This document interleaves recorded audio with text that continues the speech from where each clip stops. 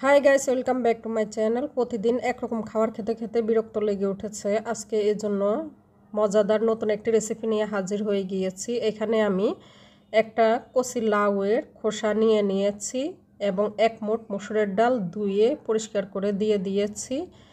Half মুঠো দেশি চিংড়ি দিয়ে দিয়েছি এবং দিয়ে দিচ্ছি 3 কোষ ইন্ডিয়ান রসুন, দিয়ে দিচ্ছি মাঝারি সাইজের একটি পেঁয়াজ, দিয়ে 1 কাপ পানি দিয়ে দিচ্ছি। দিয়ে এখন আমি চুলায় বসিয়ে দেব। চুলায় বসিয়ে দিয়েছি এবং ভালোভাবে সিদ্ধ করে নেব পানিটা শুকিয়ে যাওয়া পর্যন্ত। হাই হিটে এখন আমি শুকিয়ে নিচ্ছি। আপনারা চাইলে ঢাকনা দিয়ে ঢেকেও রান্নাটা করে নিতে পারেন। আমি পানি শুকিয়ে নিয়েছি, এখন চুলা থেকে নামিয়ে নেব। চুলা থেকে নামিয়ে ঠান্ডা করে একটি ব্লেন্ডার জারে নিয়ে নিচ্ছি। আপনারা যদি ব্লেন্ডার জারে করতে না চান, একদম ভালোভাবে শুকিয়ে পাটায়ও বেটে নিতে পারবেন। তো আমি এখন ব্লেন্ড করে নিয়েছি। দেখেন এর মাঝে হালকা হালকা পানি রয়েছে। চুলা একটি পাইপ্যান বসিয়ে দিয়েছি। পাইপ্যানের মাঝে 3 টেবিল চামচ সয়াবিন তেল দিয়ে দিচ্ছি।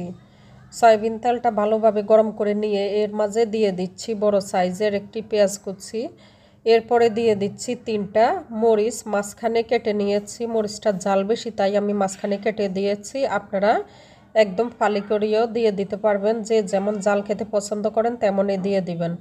দিয়ে কিছুক্ষণ নেড়ে চেড়ে নিয়েছি। এরপরে দিয়ে দিচ্ছি হাফ চা চামচ ধনে গুঁড়া, হাফ চা চামচ জিরা গুঁড়া এবং ব্লেন্ড করে রাখা মিশ্রণটি দিয়ে দিয়েছি। এরপরে দিয়ে দিয়েছি হাফ চা চামচ হলুদ গুঁড়া। দিয়ে এখন সব কিছু ভালোভাবে মিক্স করে নিচ্ছি। সব কিছু ভালোভাবে নেড়ে চেড়ে নিয়ে হাই হিটে করে নিচ্ছি এখন, তাহলে এর মাঝে যে পানি রয়েছে এটা চলে যাবে খুব তাড়াতাড়ি। দিয়ে দিয়েছি হাফ চা চামচ লবণ। লবণটা আপনারা আপনাদের স্বাদ মতো অ্যাডজাস্ট করে দিবেন। দিয়ে এখন আবারও ভালোভাবে নেড়ে চেড়ে নিচ্ছি। দেখেন অনেকটাই শুকিয়ে গিয়েছে। এবং লাস্টে দিয়ে দিচ্ছি ধনে পাতা দিয়ে এখন আবারও নেড়ে চেড়ে নিচ্ছি।